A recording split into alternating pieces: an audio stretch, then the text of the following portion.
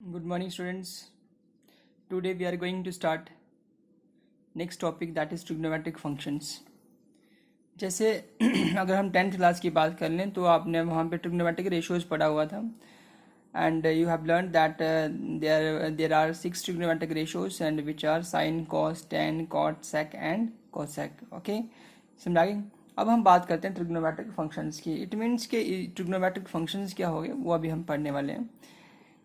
In earlier classes, we have studied trigonometric ratios for acute angles as the ratio of sides of right angle triangle. बोल लगे earlier classes means up to 10th तक आपने ये पढ़ा था कि क्या trigonometric ratios, वो भी किसके लिए, acute angles के लिए, means for those angles whose measure is between 0 degree and 90 degree. We will now extend the definition of trigonometric ratios to any angle in terms of radian measure and study them as trigonometric functions. बोला कि वो जो study थी हमारी acute angles के लिए उसको हम एक्सटेंड करने वाले हैं. मींस एक्यूट एंगल की प्लेस पे अभी हम कोई भी एंगल लेने वाले हैं, ठीक है. और वहाँ पे हमने डिग्री मेजर में किया था, लेकिन यहाँ पे उसी स्टडी एंगल को हम स्टडी करेंगे रेडियन मेजर में. और उन्हीं ट्रिग्नोमेट्रिक रेशियोज को आप बोलेंगे ट्रिग्नोमेट्रिक फंक्शंस. याद रखना है कि ट्रिग्नोमेट्रिक रेशियोज जब हम एक्यूट एंगल के लिए देखते हैं तो वो है ट्रिग्नोमेट्रिक रेशियोज, ठीक है. बट अभी हम किसी भी एंगल के लिए रेडियन मेजर के केस में हम उनको क्या बोलेंगे, ट्रिग्नोमेट्रिक फंक्शंस बोलेंगे. इसको समझने के लिए थोड़ा सा एक यूनिट सर्कल लेते हैं. यूनिट सर्कल समझते हो ना, कोई एक ऐसा सर्कल जिसकी रेडियस जो है वो 1 यूनिट के इक्वल हो. यूनिट में भी centimetre, metre, etcetera. Consider a unit circle with centre at origin of the coordinate axis. एक आपने ऐसा सर्कल लिया हुआ यहाँ पे, ये आपकी कोऑर्डिनेट एक्सिस है. This is X axis, this one is Y axis and this one is O means origin. ये सर्कल जो आपको दिख रहा है ये यूनिट सर्कल है. इट मीन्स कि इसका रेडियस जो है वो 1 यूनिट के इक्वल है और इसका सेंटर जो है वो कहाँ पे है, कोऑर्डिनेट एक्सिस के ओरिजिन पे है. क्लियर हुआ? लेट कर लेते हैं कि P कोई पॉइंट है जिसके कोऑर्डिनेट्स हैं A, B, यानी point on the circle with angle AOP equals to x radian, that is length of the arc equals to x. अब क्या हुआ कि P आपने यहाँ पे एक पॉइंट लिया हुआ इस यूनिट सर्कल के ऊपर जिसमें x कोऑर्डिनेट A है और y कोऑर्डिनेट B है. क्लियर हुआ? मीन्स x कोऑर्डिनेट A होने का मतलब यहाँ से यहाँ का डिस्टेंस A और y कोऑर्डिनेट B होने का मतलब ये आप वर्टिकली अपवर्ड डायरेक्शन में डिस्टेंस यहाँ से यहाँ तक का क्या हो गया, B हो गया. यहाँ तक क्लियर हुआ सभी को? ठीक है, फिर आगे चलते हैं. उसके बाद उसने बताया कि एंगल कौन सा वाला, AOP, ये वाला एंगल पूरा AOP equals to x radian के इक्वल लिया हुआ है. ठीक है. We define cos x equals to A and sin x equals to B. ये कैसे आ जाएगा वो समझना है. बोलता है कि ये वाली वैल्यू देखो इधर, cos x को उसने क्या लिया हुआ है, A लिया हुआ, मतलब यहाँ से यहाँ तक जो वैल्यू है A x कोऑर्डिनेट की, बोलता है वो A cos x है और ये वाली जो है वो किसके बराबर है, साइन एक्स है. ठीक है. ये कैसे हो सकता है वो देखेंगे. अब अगर हम बात करें किसकी, cos x equals to A, कैसे आता है ये. अब cos का फार्मूला होता है, देखो cos का फार्मूला होता है बेस अपॉन हाइपोटेन्यूज. ठीक है. क्या हो गया, बेस अपॉन हाइपोटेन्यूज. तो cos angle theta, cos theta का फार्मूला यहाँ पे देखो, cos theta equals to base upon hypotenuse. cos और थीटा मीन्स एंगल कितना है यहाँ पे, x is equal to base कितना है यहाँ पे A, तो आपने A ले लिया और हाइपोटेन्यूज कितना है, 1 है, क्योंकि ये रेडियस है यूनिट सर्कल की तो 1 यूनिट के बराबर है. तो इसलिए cos x की वैल्यू जो है वो A के इक्वल आ गई. इसी तरीके से sin x की वैल्यू जो है वो B के बराबर आ गई. ये आपने याद रखना है. तो ट्रिग्नोमेट्रिक फंक्शंस के केस में x कोऑर्डिनेट को हम cos लेते हैं और y कोऑर्डिनेट को क्या लेते हैं, sin लेते हैं. यहाँ से ये कंक्लूजन आ गया. ठीक है. उसके बाद हम राइट एंगल ट्रायंगल कौन सी वाली में जाएंगे, OMP में जाएंगे. सभी को सामने दिखाई दे रहे हैं OMP, जिसमें राइट एंगल जो है PM पॉइंट पे है. उसके अकॉर्डिंग बेस OM हो जाएगा, हाइपोटेन्यूज OP हो जाएगा और परपेंडिकुलर जो है वो PM हो जाएगा. ठीक है. तो वहाँ पे लगा दी हमने पाइथागोरस थ्योरम. तो हमारे पास क्या आ गया, A square plus B square equals to 1. लेकिन A जो है वो किसके बराबर है, cos x के बराबर है और B जो है वो sin x के बराबर है. इससे पता चलेगा तो cos square x plus sin square x equals to 1. तो ये आइडेंटिटी थी जो आपने 10th में पढ़ी थी कि sin square theta plus cos square theta equals to 1. तो ये यूनिट सर्कल से ये भी प्रूव हो जाता है. ठीक है, समझा गया यहाँ तक. उसके बाद हम बात कर सकते हैं कि हम पूरे कंप्लीट रेवोल्यूशन को, अगर कोई रे यहाँ से यहाँ रोटेट करती है, मतलब मान लो कि यहाँ इस पॉइंट को फिक्स्ड मान के ऐसे करके रोटेट करती है, तो जब पूरा कंप्लीट रेवोल्यूशन लगाएगी तो एंगल जो है वो कितना होगा, 2 पाई रेडियन होगा। कितना होगा? 2 पाई रेडियन। तो इसलिए इस 1/4 पार्ट को हम पाई बाई 2 बोल सकते हैं। Means angle A O B जो है वो कितना होगा? Pi by 2। तो एंगल ए ओ यहाँ से यहाँ तक आएंगे तो पाई मीन्स यहाँ पे आपका एंगल बन जाएगा पाई बाई 2। यहाँ पे कितना होगा? पाई।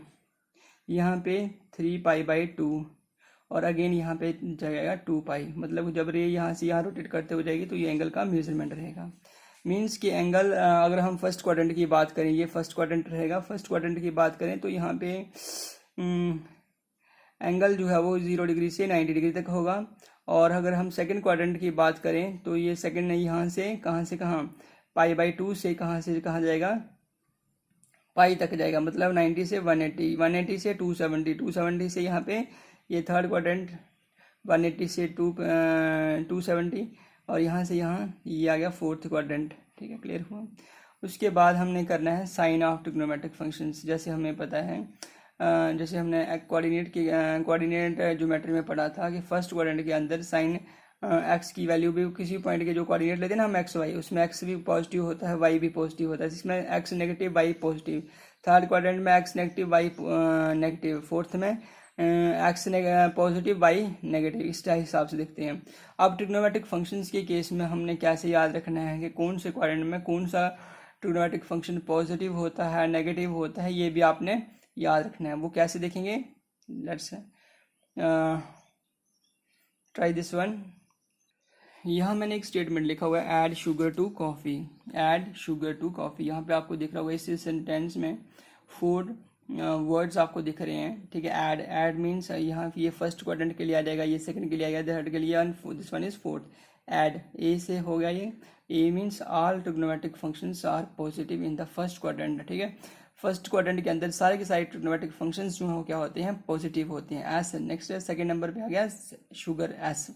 एस से साइन, और साइन का रेसिप्रोकल होता है कोसेक। सेकंड क्वाड्रेंट के अंदर साइन और कोसेक पॉजिटिव होंगे, बाकी के 4 ट्रिग्नोमेट्रिक फंक्शंस जो हैं वो नेगेटिव होंगे। थर्ड में है टी से टैन। थर्ड क्वाड्रेंट में टैन और उसका रेसिप्रोकल क्या हो गया? कॉट। टैन और कॉट पॉजिटिव, बाकी के 4 नेगेटिव। कौन कौन से? Sine, cos, sec and cosec. Fourth quadrant में कॉफी लिखा हुआ ना सी से कॉस का उल्टा रेसिप्रोकल हो गया सेक। कॉस और सेक पॉजिटिव, बाकी के 4 नेगेटिव। ये आपने स्टेटमेंट अच्छे से लर्न कर लेना है। ये आपको हेल्प करेगा ट्रिग्नोमेट्रिक फंक्शंस के साइन लेने में। ओके, एंड इसके बेस पे ही आपकी एक्सरसाइज बन जाती है 3.2। ठीक है, so let's solve this exercise. Dear students, this is your exercise number 3.2 which you have to solve right today. Okay, in this exercise you have given question number 1. Find the values of other trigonometric 5 trigonometric functions in exercise 1 to 5. 1 से लेके 5 तक जितने भी questions आपको दिए हुए हैं, आपको एक ट्रिग्नोमेट्रिक फंक्शन की वैल्यू दी हुई है और आपको क्या करना है? अदर 5 ट्रिग्नोमेट्रिक फंक्शंस की वैल्यू जो है वो फाइंड करनी है। ठीक है, क्वेश्चन नंबर 1 की बात करें, cos x की वैल्यू दी है -1/2। ये नेगेटिव साइन कहाँ से आ गया? x lies in the third quadrant, और थर्ड क्वाड्रेंट में क्या होता है? tan और cot पॉजिटिव होता है, बाकी के 4 नेगेटिव होते हैं। तो मतलब cos क्या होगा? नेगेटिव हो गया, इसलिए नेगेटिव वैल्यू आपको यहाँ पे दी हुई है। ठीक है, अदर 5 की फाइंड करनी ना, तो लेट्स स्टार्ट दिस। ओके, ये मैंने आपके लिए क्वेश्चन किया हुआ है। फर्स्ट पार्ट में आपको cos x की वैल्यू दी हुई है -1/2 and x lies in the third quadrant, ये लिखा हुआ है। लेकिन हम बात करें cos x की, तो ये फार्मूला के हिसाब से b/हाइपोटेन्यूज के इक्वल होता है। यहाँ पे cos x, यहाँ पे भी cos x, इट मीन्स कि ये वाली वैल्यू इसकी इक्वल, तो आपने b/h को डाल दिया, इक्वल्स कर दिया 1/2 के बराबर कर दिया। ठीक है, यहाँ पे नेगेटिव साइन भी ले सकते हैं, लेकिन यहाँ से हमने क्या किया? bs की वैल्यू 1 निकाल दी और हाइपोटेन्यूज की वैल्यू 2 निकाल दी, और परपेंडिकुलर कितना आ गया आपके पास? कितना है जो आपको फाइंड करना है। ठीक है, अब आप बोल सकते हैं कि सर आपने नेगेटिव साइन यहाँ पे यूज़ क्यों नहीं किया है? क्योंकि बेस, हाइपोटेन्यूज और परपेंडिकुलर साइड हैं कि इसकी राइट एंगल ट्रायंगल की, and sides of right angle triangle any triangle can never be negative, so we reject negative sign here. Okay, after solving up to this we have to find the value of p means perpendicular. For that we can use Pythagoras theorem because triangle is right angled. Okay, so statement of this theorem is hypotenuse square equals to base square plus perpendicular square. Hypotenuse की value आपने 2 डाल दी, base की 1 डाल दी, perpendicular आपको find करना है। 2 2 जो हो गया 4, 1 1 जो हो गया 1 प्लस परपेंडिकुलर स्क्वायर।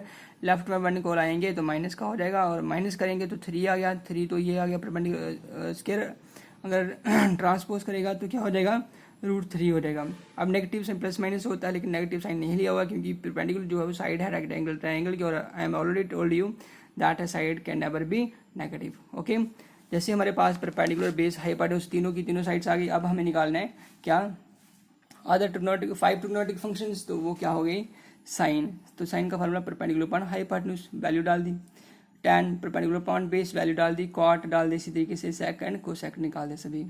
लेकिन उसने बोला हुआ कि एक्स जो है वो थर्ड क्वाड्रेंट में, अगर मैं थर्ड क्वाड्रेंट में है तो इसका मतलब tan और cot दो जो है पॉजिटिव रहेंगे, बाकी की वैल्यूज़ ये वाली नेगेटिव आएगी, ये वाली भी नेगेटिव आएगी, और ये वाली भी नेगेटिव आएगी। ठीक है, इस टाइप से आपने ये सारे क्वेश्चन जो हैं वो सॉल्व कर लेने हैं। आप कोई भी ले सकते हैं, जैसे sin x 3/5 लिया, x lies in second quadrant, और सेकंड क्वाड्रेंट की बात करें तो वहाँ पे साइन और कोसेक पॉजिटिव होता है, बाकी सारे नेगेटिव होते हैं। तो उसी तरीके से कर सकते हैं कॉट और x lies in third quadrant, तो इसलिए पॉजिटिव है थर्ड में, कॉट और tan पॉजिटिव होते हैं, बाकी के 4 negative. Sec lies in fourth quadrant, fourth quadrant में सेक और कॉस और सेक पॉजिटिव होते हैं, बाकी के 4 नेगेटिव होते हैं। ये सारे क्वेश्चंस आप खुद से कर सकते हैं। That's all for the day. If you have any doubt in any question you can ask me to solve any question to make you understand, ठीक है, all any question. That's all for the day. Wish you good luck. और एक चीज़ आपने करनी है कि अगर आपको वीडियो जो है वो बनाने में बड़ी मेहनत लगती है, अगर आपको अच्छा लगता है तो आप लाइक जरूर कर दिया करो, ठीक है, और इसको सब्सक्राइब कर लिया करो। और बाकी जो है वो आप और वीडियोस अगर आपने देखनी है किसी भी क्वेश्चन के रिलेटेड तो आप कमेंट में बता सकते हैं, मैं वही क्वेश्चन का वीडियो जो है पर्टिकुलर बना सकता हूँ। अभी देखो this is for the first time कि ऑनलाइन सिस्टम हुआ तो हर क्वेश्चन का वीडियो बनाना पॉसिबल नहीं है, बट जो आपके अकॉर्डिंग रहेगा वो ज़रूर बनाएंगे, ठीक है। That's all for the day.